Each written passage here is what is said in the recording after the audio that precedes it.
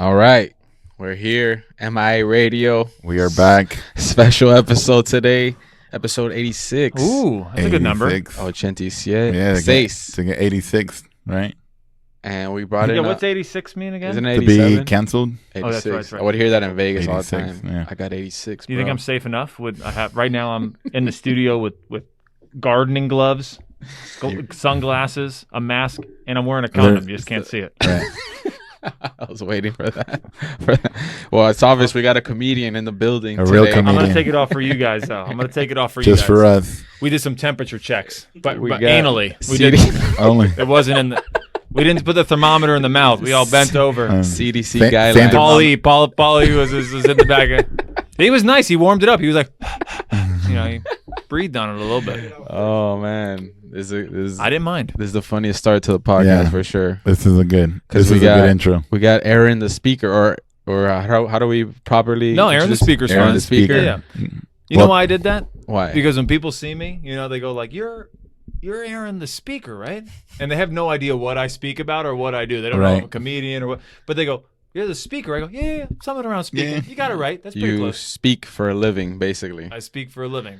But we wanted to have you on the podcast. I mean, especially me, because I've always been. Both of us always seen parallels with DJing and comedy, Okay. and there's a lot of similarities and a lot of little things that I guess we can relate to. Yeah, there's a lot of it, like. So I dated a makeup artist, and I would kind of relate to her sometimes in certain things, more of like the industry, but in the actual performance side, I think that like we align a Like lot. the come up and like the grind and the openers and the headliners and the audience and all that stuff, and also just Miami comedy in general. Like I know we're curious, like because it's not really a known market for Yeah. comedy at all, maybe. No. So yeah, In fact, Joe Rogan and Anthony Jeselnik on a podcast said Miami is trash. the worst. The worst. Damn. Don't go there. I was like, thanks, guys. You're like, That awesome. really makes it easy to book shows. So how do you get into comedy in Miami? Like, how did this start? Yeah, how do you? First of all, no. Let's get to Yeah. the. Okay. How are you like? All right, I'm gonna take this seriously, and I'm Uh-huh. gonna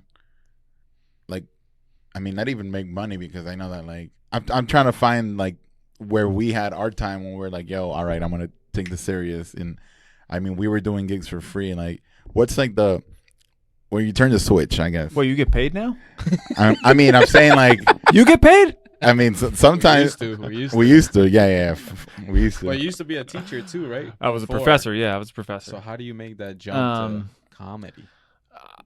I played college basketball, and first of all, I'd say that DJing is nothing like stand-up comedy. Okay, we'll see in the end. But which question you want me to answer? The first one? Yeah, how did you get it? How I got in? I got in was I played college basketball. After I finished playing college basketball, I was pretty much like, I'm gonna kill myself. Like I have nothing. What am I gonna do? Like my whole life, I have been like bred like a horse, to run in a race. And you're a tall motherfucker. Tall, 6'6", I was able to jump, I was dunking, I played baseball, and then I changed baseball my 10th grade year in the summer to basketball. I injured my elbow fooling around, and basketball just came natural to me. I was kind of like, just it worked being 6'6". I was one of the tallest guys on the team. I made Right. varsity. They were like, train this kid. He's the biggest one here. Because you got to remember, if you're over 6'5", you're in the 9% of the population's height. So only 9% of the population is my height or taller. So you got to play basketball. So you got to play basketball. Given. basically. Right. So after I stopped playing basketball, I basically lived on my friends' couches, dropped out of college, did nothing with my life. And then my dad brought me to an Army recruiter's office. He was like, "This is your life now." And I was like, "No, it's not." So then I went back to school. I started to figure out, and I was like, what's something that is like sports but not sports? And I was like, okay, like theater is kind of like it, because you're on stage, people are applauding you, the same way that I got all the accolades and respect as an athlete just by going to the court. Like I did enjoy, praise. dunking in a game and the crowd goes Right. crazy. Like Right. it's hard to get that high back. Facts. So I was like, what can I do? I had an ex-girlfriend at the time who wanted to become an actress, and she was like, why don't you sign up for stand-up comedy classes? And a friend of mine who I played college basketball with ended up moving back to New York, went to Brooklyn Film College, and started doing stand-up with Andrew Schultz. Andrew Schultz and the whole Andrew Schultz crew up there, they were all cool back then doing stand-up comedy. And I was like, I'm funny. I've always been like a class clown. And where was this? Where was I? Yeah. I was in Boca Raton. So I Okay. was living with my mom in Boca Raton. I was going to FAU. Okay. I was going to Palm Beach State, and then I transferred to FAU. And what were you were playing ball on? I was playing ball for Broward College and Caldwell University. Okay. And then when I came back, I dropped out. I couch surfed. I lived in D.C. for a little bit. A friend of mine played for George Washington University. But I took a stand-up comedy class, like the Hard Rock, like stand-up comedy 101. Right. And I took it with this comedian named Will. I went to the whole class. I had a performance. And I was like, all right, wasn't that bad. So I took stand-up comedy 201. Like I just paid the extra $250 again. And I took the class and I was like, cool. But this was like in 2010, 2009, and social media wasn't as big. Right. So to find a show, it's different. Like when you DJ at home. When you DJ, you go to a venue and DJ. When you do open mics or stand-up comedy, there's only so many open mics available to you in the city. And that's why stand-up comedy sucks in Miami. Because there's just not a lot of places to go practice because you can't do stand-up comedy at home. You could DJ at home, but you can't do stand-up comedy at home. You can write jokes, but you don't know if those jokes work until you say them out loud. Right? So I took those classes, and then I had a really bad set where I made jokes about Lady Gaga wearing a meat suit, and I made jokes about that. It didn't go over well in my mind. Mm-hmm. My brother was there. He filmed it. He was like, it wasn't that bad. But to me, I was like, that was the worst feeling I've ever had in my life. Like saying jokes and just hearing silence, and the lights are on you and you have all this pressure and it's just you, a microphone, and that's it. Right. That's the only thing I'll give to comedy that's definitely not like DJing, because at the end of the day, it's literally you only putting yourself out there. Like you can mess up DJing, but it's not your music. I mean, and it's you're in a party club. Yeah. But you're so vulnerable at it's you're selling a joke that you came up with and no one's laughing. Yeah, like when you DJ, you could DJ a hot song. If you play dun dun at the right moment, everyone will just be they put their arms around each other. But is there? I mean, DJing if the music cuts off, but that's the music cuts off, you're fucked. Right. But it's still, because there's you're in a venue, you're in everyone's partying, so it's it'll come right back and you're good. Right. A joke is you feel that shit of oh my God. And you only have 5 minutes. Yeah. So it's not like you have time to make it back up. And 5 minutes feels like forever when you're doing because music off is a technical thing. Yeah. We'll put it right back on. Right. But your joke doesn't land. You could just cry. You're just there and you're just and what happens, a lot of comics will start bashing the audience.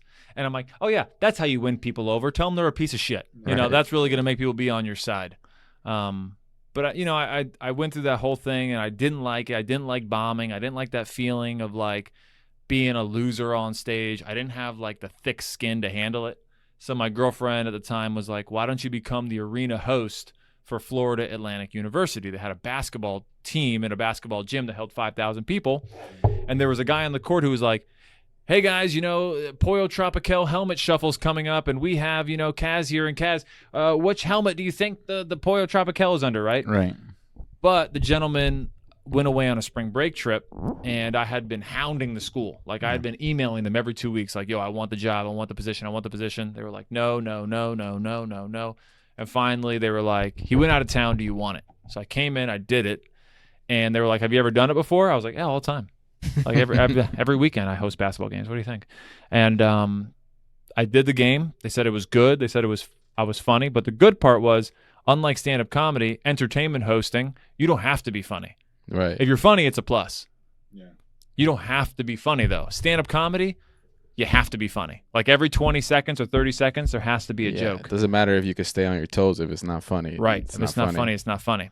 So I did entertainment hosting for 5 years, and I went from doing just shitty basketball games at FAU to being the arena host for the NHL Florida Panthers.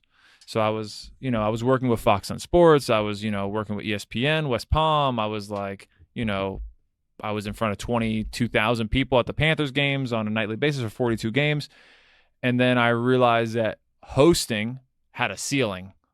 Where was I going to go from there? TV, American Idol. Like, where do you see hosts? You know, Yeah. you can have a host for a party, but even now, the MC for parties is pretty much done. The DJ's expected to do that now. MC now, Because right. the DJ's the rock star. Where Right. before, it used to be the MC and a It DJ. used to be separate. Right. So I was like, I'm going to get back into stand-up comedy. And my friend, he ended up getting a job with Happy Madison, so working for Adam Sandler. I remember sitting back in my house, you know, and I was like, I see that the train of opportunity, like going, like they're blowing the horn. They're like, Yeah. all aboard. And I'm like, you know, "Arr." And so I jumped into doing stand-up comedy because I said, if I don't do it now, you know, when am I going to try? Right. But you stopped hosting, or you're still, No, I was still you need hosting. the check. I had graduated from FAU with my master's, and as I graduated, I was going to move to New York, and then Miami-Dade called me on like a Saturday morning, and I never even applied for the job. And they were like, we heard about you, you know, with the Panthers. We heard about you hosting events for the university. We know you're the arena host for the thing. We know that you were a teacher because I was a graduate teaching assistant teaching college classes for free tuition at Miami-Dade to get my FAU to get my master's. So they called me and they were like, all right, we are offering you a full-time job as a professor. And I was like, shit, I don't want this job. Like, I want to do it. I want to be I want to do comedy. I don't want to like become a professor. It's not where my mind was. And then they offered me a job. It was like $50,000 plus benefits and all that stuff. And, you know, I wasn't making any money. Secure. Yeah, secure. So I call my dad, and he gives me some like shitty Jewish euphemism. He's like, you take the bird in the hand, not the bird in the bush. I was like, I don't even have a bird. He's like, no, you take the job, you dumbass. And so I took the job. And then 4 days later, the Panthers called me, and they were like, you're the arena host now. Like, we want you to be the arena host, because I had auditioned, but I hadn't heard anything back. So then I was teaching full-time at Miami-Dade and FAU. And then I was also the arena host for the Florida Panthers at the same time. And I was also an MC for Rock With You Entertainment, doing like bar mitzvahs as well. And then like small parties and DJ stuff like on the side whenever a DJ friend was like, yo, will you MC this party with me? Yeah. So I was doing all this at the same time, but I wasn't doing stand-up comedy. But I had always been writing jokes and writing movie scripts with my friend. And so I would write jokes and he would use them on stage for himself, and I would help tweak his jokes, and he wrote most of his material. But there's something in stand-up comedy called like punching something up, where like you'll tell me a joke and then I'll go, well, I think this is a good tag. Like you could add this as a line. Yeah. And then he would try it and it would work. And I went, okay, so if my tags are working for him, then my joke should work for me. Yeah. So then I went back to doing stand-up comedy on my 30th birthday, around my 30th birthday. And I started to do comedy like full time. I was going like 5 nights a week. I had made a decision. And then that's when I learned how shitty the Miami comedy scene was. Yeah, 5 nights a week. Where are you going in Miami? So the only person who does it is, you know, Miami Comedy with Manny Garavito. And he does 5 shows or 4 shows a week. He did Red Bar and Brickell, Sweet Caroline's, across the street, same owners. He had a Wednesday show, used to be at right there by Blue Martini. What was that place called? Blue Martini below it on the first floor. No, in Brickell. When it was the Mexican spot? No, it had a stage. It had the violins on the wall. It was right there in that same plaza. I forgot what it's Never called. heard of a comedy show there. Yeah, me neither. On Wednesdays, they had a comedy show. It was actually By a really good Tucandela? room. No, Or the Italian spot? I don't remember. Toscana Mexicana? They closed. Yeah. They closed. So then Manny found Barter and Winwood on Wednesdays. Right. Thursdays, there was Taurus open mic. Taurus in the is the Grove. best spot. I love Taurus. It's like a shitty bar. Yeah. There's never more than like 10 or 15 people in there, and they're not listening. Like for sure. So you're working stuff out there. Yeah. That Taurus is And the how best does- place to just wing and it. I was gonna say, how does that when you're at a place where people aren't listening? Is it like when you catch their attention that you're like, all right, that works? Yes. When you catch their attention, you're like, all right, this works. But to be honest, it goes back to a lot of the stuff you were talking about before we came on the mic, that a lot of comedians, there's no like prerequisites. Yeah. Yeah, there's no blueprint. There's no blueprint. There's no prerequisite. It's like literally you go there, you sign up, someone puts you on stage, and you're just like, my dick is like, I masturbate. It's like all these things. But there's really no like, template on how to be professional or how to write a joke. And I'm sure it's the same thing with DJing. There's no like Yeah, I mean, there's no open turntable. I mean, there is, but there's no like school like where Yeah. most people go. You buy a DJ set and you start practicing Yeah. at home. You know, same with comedy. It's like you could learn how to DJ and you can learn maybe how to write jokes, but you can't actually practice it unless you do the thing. Right, unless you do the thing. And doing the thing the first time is like you're pretty much gonna fail. Yeah. But the hardest part about that is that most comedians don't even try. So, like, let's say you go to an open mic, there's only 4 or 5 people there, and I've been guilty of this too, is you just kind of go up there and you bullshit. You know, you're just like, like, you know, no Like one's here, purposely nobody failing. cares. Like, not purposely failing, but not trying to tell jokes, not trying to you're be not a taking the comic. risk. You're not like trying what you think would work. Yeah, you're not trying. Like, you have to give it 100% every time.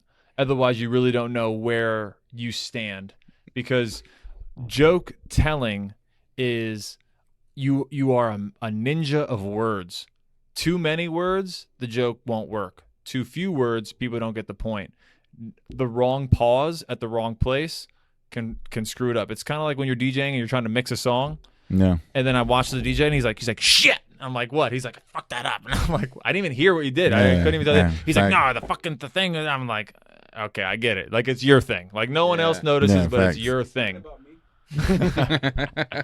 But comics, a lot of Miami comics, they go up and they'll say the same material over and over and over. And they're never trying something new. They're never trying new jokes. And you just see them trying the same material over and over.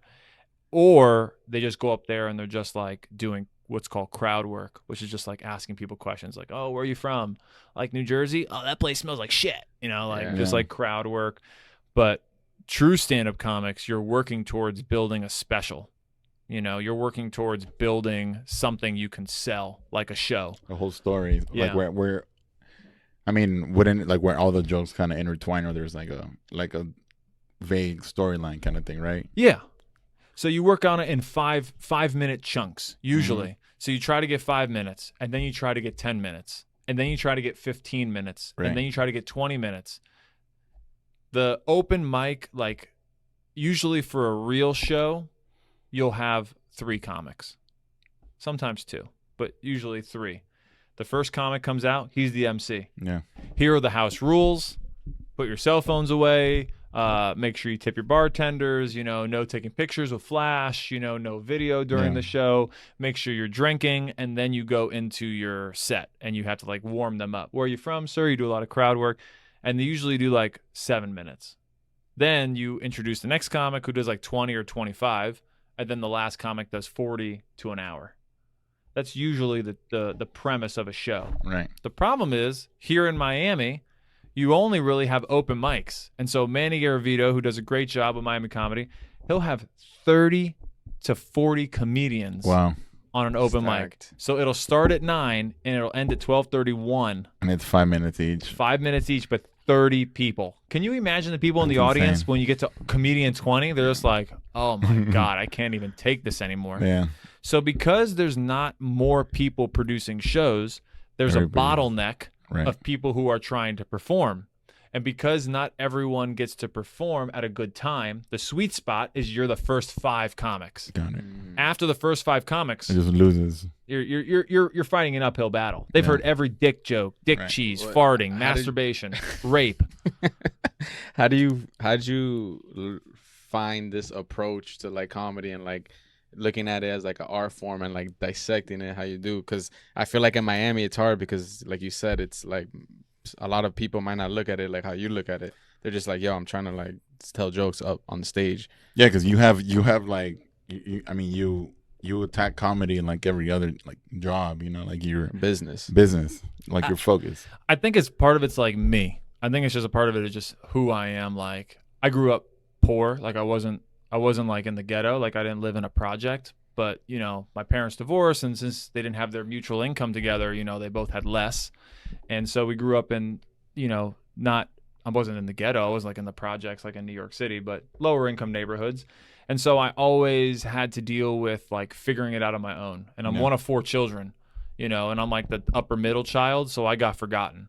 So a lot of what I had to do was like figuring it out on my own. And my father's like a Bronx Jew, and his grandparents are like immigrants. So he has that like immigrant mentality. Like, No. I put you in this world, I'll take you out. Like, I'll beat the shit out of you if you don't listen to me. You know, it's my right to kill you because I made you. Like that kind of like No. philosophy. So it was kind of that tough love stuff. So all that caused me to figure it out. So like as I got in trouble in high school, I would learn like how to finesse, you know, the Right. parole officers that were on Yeah. campus. I learned how to finesse like the principals who I'd always be in the office. Became a talker. I became a talker. Like I learned that I had to talk my way out of trouble. And so as I grew up, like I used to go to the dollar store and I would buy packs of dice because dice was cool back in like Yeah. 05, Yeah. 06. Like people were playing craps and shit in the Yeah, I used to play like with like 13-year-old kids, Right, like, right. just for like dollars. So I would buy dice from the dollar store, and they came packs of red, green, yellow, black, all these colors, and I would mix them together and then write on the sandwich bag, like the plastic sandwich bag, like, you know, Cuba, and I would have like Cuban colors, or like, you Oh, know, shit. Haiti, and I have like Haiti, and then I'd sell it for like $2 or $3, and then I Nice. would take that money and gamble, and then I would try to like win my money back or lose, and then if I lost, I would stand by the vending machine and be like, yo, can I get your quarter? Like, let me get your quarter. Let me get your quarter. And I would make like $5 or $7 a week just like asking for people's quarters. Hustling. So I guess I always had it in me to like look at a problem, dissect it, and like see how I could approach it in a way that was going to benefit me. Yeah. So I looked at, I guess, comedy the same way because I was lucky enough to, one, I guess, get an education. Like I was able to figure it out. Like I went from being like a student with a 1.7 GPA to like getting a master's degree because I didn't want to like, you know, go to the army. I was like, yo, fuck Right. this. Like I'm not doing that. Like I'm not good at following orders. I'm not going to be good at the army. And then I looked at it like, how can I make money doing what I like? Because I'm never going to be able to work in a job that expects me to sit in a cubicle. Like I was fired from Publix when I was like 15. Like my basketball coach got me a job and I was fired in 2 weeks and I was suspended twice in 2 weeks. They told me to get shopping carts at like Fuck 6 that. in the morning. I went to my car and I would like sleep in my car for like 10 or 15 minutes. And then I would wake up and like bring like 2 or 3 carts inside. I would go to the bathroom and like buy a hot dog and just like sit on the toilet because you can't. I'm having diarrhea. What are you gonna do? I can't Yeah, bag of course. groceries and have diarrhea. Is the ultimate excuse. You know, every time you're late for anything, you can't go somewhere. Just tell them Yeah. I got diarrhea, I use it all the time. and they're gonna go. I'm not kidding. What are they gonna do? Bro, you wouldn't Bring your believe. shitty ass over here. Put on a diaper. You know, they're never gonna. I've said say it all that. the time. Like, yo, bro, I have to go, man. I got it. Like, nobody's ever gonna question like you having Like to go to the you bathroom. tell them Yeah. that if you're that honest, it'd be like, well, they can't. Be Yeah, lying. exactly. Yeah, I'm well, like, yo, I almost shit my pants, Yeah. man. I was about to leave my crib and I had to shit, so I could have come with shit smeared on my ass. Or What was their answer? Just okay. they're like, all right. there's no Hope no you feel rebuttal. better. Yeah, There's no exactly. rebuttal. Exactly. It's like it's usually that. Like, hope you feel better, or like, damn, like glad you got that taken care of. But if you tell someone like I had a fever that almost put me in the hospital, they'd be like, "Oh, you can just take a Tylenol and get through that Yeah, fever." facts. Yeah. You know, but Facts. diarrhea, they leave you alone. And like the more verbal you are, like, yo, like I literally had to I had shit coming out of my ass. I was right at the door, and then it came out. Yeah. All right. So Publix would be like, "Aaron to the front. Aaron, can we get Aaron to the front to the bag the groceries?" And I'd just be in there eating a hot dog in the toilet. And the manager came in, like knocked on the door of the bathroom. I'm like, "I'm taking a shit." He's like, "This is like the 5th time this week Yeah. that you're like in the bathroom for an hour." Gotcha. I was like, "Oh, I got irritable bowel syndrome. You know, Yeah. my bowels hurt." So they suspended me for like 2 days, and then the last day I was there on like the 2nd week, he like knocked on my window. I was like sleeping in my car. He was like, "Goodbye." Come on, bro. I was like, "All right, goodbye." So I knew that I could not have a normal job, and I rather struggle figuring it out than be comfortable in a desk, Yeah. and that's just my burden to bear. And that is, you know, that's now more than ever. You know, the whole Yeah. struggle thing with Yeah. everyone, and everyone's struggling, and I'm comfortable. Yeah, You it's know, like like- we've been preparing for this Yeah. a moment. Yeah, like this. I've been a rat looking for crumbs forever. Yeah. You know, so This is nothing new to us. Well, Like, well, when I met you, though, something I liked about you is that I noticed that you're like really resourceful. yeah, Like we were like, you know, building out the studio, and like you're helping us with like, you know, things that we should get, and I'm here thinking like, oh, we'll go on Amazon, and you're like, no, bro, like, and you just made a whole studio like with just the shit we had laying around, yeah, and I was like, damn, man, we did it in one day. yeah, Which is like that's something that, and I think a lot, like we were saying earlier, like a lot of people in Miami kind of are like don't have that grind gene, or they're like self entitled. So you see it a lot in DJing. I can imagine stand-up comedy. Like, Yeah, I don't know what it is. People talk a lot of shit about Miami, but I don't know what it is. I think I think people are pretty resourceful here. Um, I think the issue is that we're so far removed from a city that is known for its talent, Yeah. which is strange because there's a because lot we're of full talent of talent. Yeah. from everywhere. Pitbull, Rick Ross, Gloria Stefan. I could name a cajillion artists and keep going. Like dancers, Artists, everything. Everything. Yeah. everything. But for some reason, our industry or our city, is It's really. not New York or LA for some reason. I think it's the heat.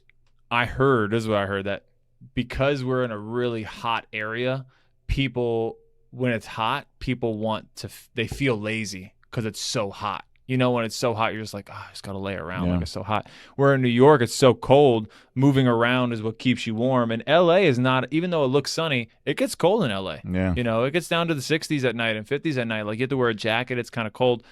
And I feel like we're looked at as like a getaway spot, not like you come to Miami to make it. It's like, yeah, you leave Miami to yeah, make yeah, it. yeah. It's Or you come to celebrate. You come to celebrate. Right. Yeah.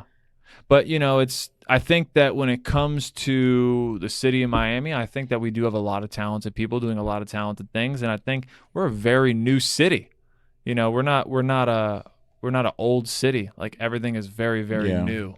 Yeah. So Definitely. No, like there's areas that just haven't grown. If you even just look at like Wynwood, it's a new neighborhood that like used to be the highest crime area in the city, and even Little Havana right now, when you have Calle Ocho, like even that street's growing with a lot of businesses. So, we're a young city. We're not an old city. So you have a lot of people who are just figuring it out. And we're a small community too.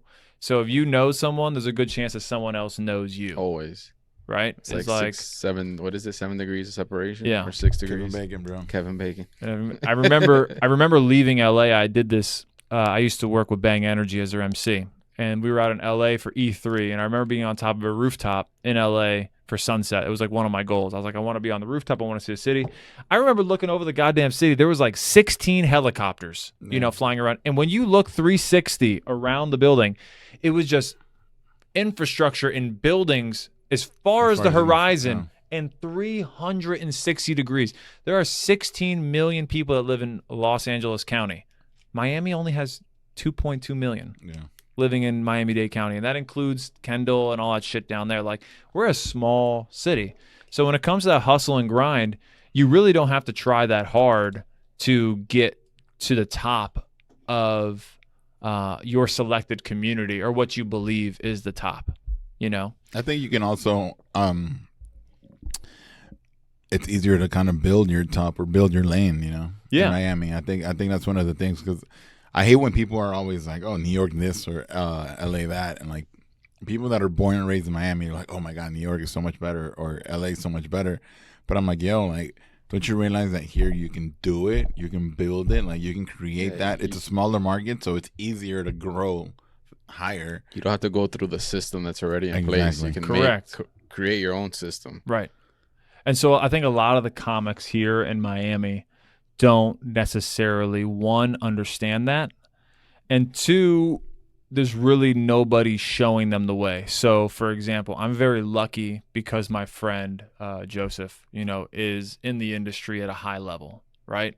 So when I'm around him, I'm friends with Dean Edwards, who was on Saturday Night Live. Like, I've worked with Godfrey, who who is a comic. If you don't know who that is, legend.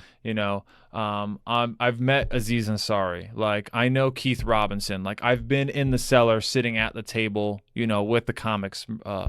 Marina Franklin. So, I've had the opportunity to have conversations with people on a personal level who are much, much higher than me, and I've always been very good at listening and being like, okay, like as they're talking, like I don't ask questions, but I'm like, oh, I hear what they're doing. You're just absorbing. I hear what they're saying, like they're like, oh, this joke didn't work. I'm going to put it in this part of my set and I'm going to rework that joke and extend it a little bit longer. And I was like, oh, they're doing this shit like a puzzle piece. Yeah. Like, this isn't just like going like, I write a joke, I say it, I write a joke, I say it. Next. This is like, they're thinking joke 1 is going to be referred to at joke 20. No. Joke 4 is going to be referred to at joke 10. It's very So methodical. it's methodical, like it's like a wave, you know. See, And that's so, another DJ. Yeah. We're gonna keep. We're gonna keep The DJ trying. comparison right there. I mean, it's not like parallel, but there's a lot of comparisons. because you like, could just mix records one after another, and it'll work or it won't work. But the people that can flow and string together like a nice group of songs that like then set. a set 6 songs later they're like, oh, I see what you did there, and then the wordplay and then the transition and like BPM change, all that. It's like telling a Yeah, story. that's like one angle. I mean, that's one of the angles besides like the hustle and besides everything else that I think. I mean, I'm gonna keep saying it, like, and I know Zaya agrees too.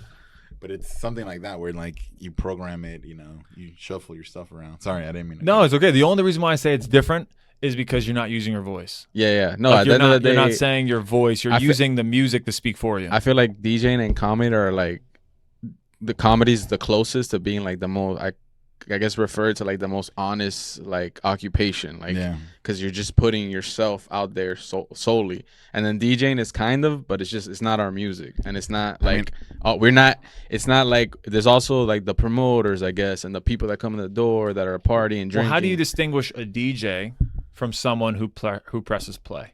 Like, how do you distinguish How they do it, Like like when our you go to style. see a DJ, do you go like, okay, this guy has put in work at home to kind of like, you know, It's a combination of things. Like, I mean, obviously, I mean, I look at demeanor, I look at the person, and I look at how they DJ, and then I look at the structure of their songs, like how they program their set. You know, that's and it's also the same thing you were saying. Like a lot of DJs get comfortable, and then they're like, well, this works, so I'm just gonna keep doing the same they're gonna set keep doing every the same night, routines. because it's like, why change it up if Yeah. it keeps working? Listen, I when I was an MC at the Clevelander, Yeah. I heard a lot of the same sets. Facts, You know, facts. not saying that the DJs were not doing the same sets, but you know, they were giving the people what they want. So I was like, all right, early in the day, you know, we're gonna go old school. Yeah. You know, as the night picks up, we're gonna get a little bit heavier in the new school. You know, Yeah, and but we can't play the Drake songs until the 11 p.m. shift comes in. Right. You know, we don't want to, you know, burst our bubble and get some hit tracks out. So I think that the early DJ, Yeah. I've always seen it as even I could see it in the comparison of them being the same. The opening comic is limited to what he should say and what he can say. And this Yeah. is where, again, the comics in Miami don't understand this, right? When you're the first comic, the thing you really want to say is, you guys have a drink? Yeah. And I would always bring a glass with me and just put water and a lime in it and be like, I'm drinking, you know, vodka tonic, you know, because I can't buy a drink every night because Yeah. it's going to cost me money to go to the show. I already have to pay for parking. Yeah. I'm not going to pay $20 a night to go practice. That's Yeah. not a very good financial understanding. But the problem is a lot of the comics that open up are dirty. So where does that leave, you know, the comic who comes in 5? Yeah. You know, he can now, if he's dirty again, it's just way too much same joke, same dirty. Same with DJing. I can see like Yeah, if you're a burning. DJ DJing the, you Prime know, time. 10 p.m. Yeah. or the 9 p.m. to 11 p.m. shift, or the 8 p.m. to 11 p.m. shift, whatever it is. Like if you're playing the hit tracks, Yeah. that DJ's gonna come in and be like, "What'd you play?" I played everything. Yeah, I think when you're an opener in All the comedy hits. or DJing, you have to look at the night as one whole, like it's a team, Right. Like, progressing the night together. Because if you just try to like get your laughs off and like you feel good, then you fuck up the headliner and the closer and all that stuff. I think that's what Miami misses. I think Miami misses the understanding of a team. I think everyone is out for themselves, and no one understands that it's a greater show. Like it's like even at the Clevelander when I was working there, or like, you know, to use that as an example, if I had the 2 p.m. to 6 p.m. shift where like I was expected to do games and, you know, stuff like that, like I understood that my goal wasn't to be the star of the show. Yeah. My goal is to make sure people are ordering chicken and wings and beer, and like making sure Keeping the the flow, bartenders are yeah. getting tipped, and making sure the Right. waitresses are getting tipped, and, you know, making sure like if service is slow, like I would ask the manager, like, you know, how we doing in the kitchen? He'd be like, oh, it's a little slow. Let's run a game. Because if everyone's playing a game, they're not worried about their food coming. So it's like, I think a lot of people, and maybe it's because I came from a sports background of understanding a team, is that when I'm on a show, the show's never about me. The show's about the show. And the better the show is, the better everyone looks or everyone is. And when I started the Miami stand-up comedy, you know, company, like that was my goal. Like I was like, you know, we're a team in this. It's not like we're all individuals. And so, you know, I think that's a big issue with what separates us from being in New York or in LA is that they're very cliquey and they're used to being a part of a team. Right. You know, like in New York, it's like, yo, I hustle with my boys. You know, it's like a gang, like, you know, Bird Gang, all those things, like all those things that came Dipset. Like they always had troops. Yeah. What's a Miami troop? Especially in comedy. Right.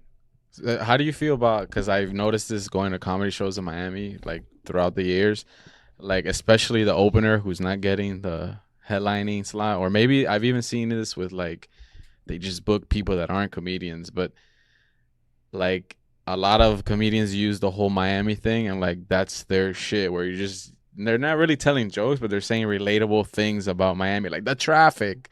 And then everyone is always going to laugh because it's like, yo, I know when I'm on I-85, this guy, Bro, he gets it. Yeah, they're like, oh, the turnpike's still under construction. Like, Yeah. the same shit. Oh, it took, and it's always like jokes that are like not dated, but they're just in the box. Like, it's like, Because I've seen like, I think it was the Improv where like the opener local comedian was doing like all Miami shit. And then the headliner was from like LA, and he was just like, yeah, like I have nothing about Miami.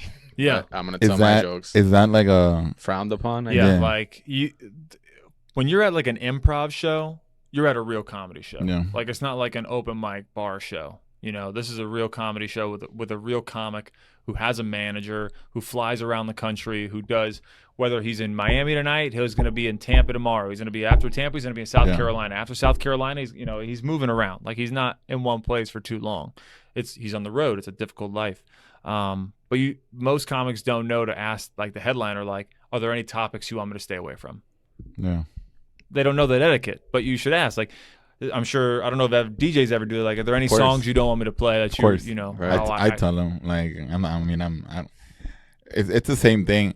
But is it bad on the DJ? I mean, I'm sorry, is it bad on the headliner to tell the guy, like, hey, look, don't do any. Yeah, because a lot of like any DJs, rape jokes or something. Yeah, like a lot of DJs or comedians, I guess, would say like the argument of like, well, like you should just be able to be ready no matter what after the opener, because like that's what you do, so you should be able to kill it anyways. Yeah. And then you should be ready to never work with me again, and basically figure another way to get into this business. Because if you do that to somebody who's bigger than you, you know, why are they gonna book you again? Yeah. People book you when you make them money.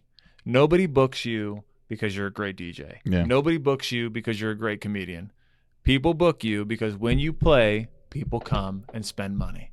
Like, no one's like, oh my God, you know, Zaya, you fucking, the mixes tonight. God, we want to give you an extra $100 tomorrow.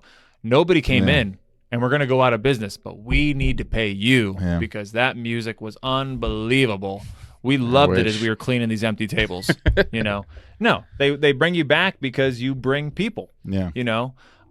They bring you back because you make the venues money. So if you are a comic and you open up for somebody and you fuck over the headliner and the headliner doesn't do good, and instead of making $50,000 in the kitchen and bar, they make $25,000, and the headliner goes, I don't like working with that guy, you better believe the Improv is never, ever, ever calling you back. And they're like, yo, this is politics. This is bullshit. This is politics. This is politics. No, this is a fucking balance sheet, bro. This is a balance Bottom sheet line. to everybody. So, you know, I was lucky enough right before the pandemic, Cisco Duran, who I would say is the biggest Miami comic right now. Cisco Duran is Carlos Mencia's opener, travels around the country with him. But Cisco is the biggest Miami comic who reps Miami. There's another comic named David. I forgot his last name, but he just had an HBO special out, HBO Latina X or Latinx, and he was on there as one of the comedians, and he's from Miami. But he doesn't like rep it. Like Cisco is like, yo, Miami, DJ Laz. He's always with DJ Laz, like 305 and stuff like that. You know, he gave me an opportunity to open up. He brought him to, he brought Carlos Mencia. Laz brought Mencia and probably him too to Wood one time. Yeah. For Basil. So, you know, Cisco, I'd known him since, you know, he started working with Mencia because he helped my friend Kimberly open up for him one time in a Spanish place. But he let me open up for Carlos Mencia at the Hard Rock, at the comedy club. But the week before that, I had my audition for the Hard Rock, and I opened up for Harlan Williams, in which I passed my opening at the Hard Rock. So that was like March 1st. I did Carlos Mencia like the next week in March, and then the pandemic happened and everything was shut down. And so And they bring legit acts to they bring the legit Hard Rock. acts. But at the end of my set, when I talk to the owners, like, I'm not just going like, hey, thanks a lot. Like, I'm walking around and helping the staff, clean up, like throw away some things. I'm like tucking in some chairs. If the comic is selling T-shirts or merchandise, I ask the comic, like, you want me to help you set up some T-shirts and merchandise? Like, I always try to make sure that I'm working, because no one likes somebody who's just like sucking off Shows up, resources. So I think a lot of the opportunities that I've gotten over my lifetime have been because, like, I'll ask the venue, like, how we do money wise tonight. Did we sell a lot of drinks?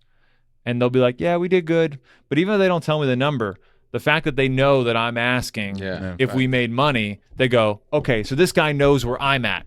As a GM, I'm sitting back going, did we make money? I'm not saying, oh, your set was great, you were funny. All he cares about is, honestly, I wasn't even listening, but we sold a shitload of drinks and a shitload of food, so we want you back. Yeah. I think a lot of Miami comics don't, really understand this. Miami DJs, yeah, that's what I was. This is like a lot of things that we picked up along the years. Also, like you're saying, like we always help out. Like we don't just fucking pack up and leave. Like, because I also feel bad. Like, yo, I'm done. It's even though it's 3, 4 in the morning, I'm done. But these guys are still busting. These guys are still cleaning. Right. So I'm gonna clean up my booth. I'm gonna get glasses I see. I'm gonna like help them as much as I can before I leave, instead of just being like, all right, thanks. Yeah, like, we learned that early, because it would be from learning the managers. I mean, to us, we're at the same places a lot. So like from our perspective is like we learn, the bouncer's name, like, oh, this is Rob. The managers, and then like the bartenders. And like what got me really good at wood, and this is like a secret, I don't know if I've ever really mentioned this, but is that like I would just hang out with the bartenders, and I'd be like, yo, what's good? And at the time it was a limited selection of music, and I would be like, yo, what do you want me to play? And I would play whatever the fuck they wanted me to play. They're the ones, the staff is the ones who talk in the meetings. They're the ones that like gossip. It'd be like, oh, the Thursday. So when I was in there, I was playing by the book. Like I went in knowing what I was doing, and I played the format that they wanted me to play. But at the same time, oh, so-and-so's working this bar, I know that she wants me to play Madonna. Boom.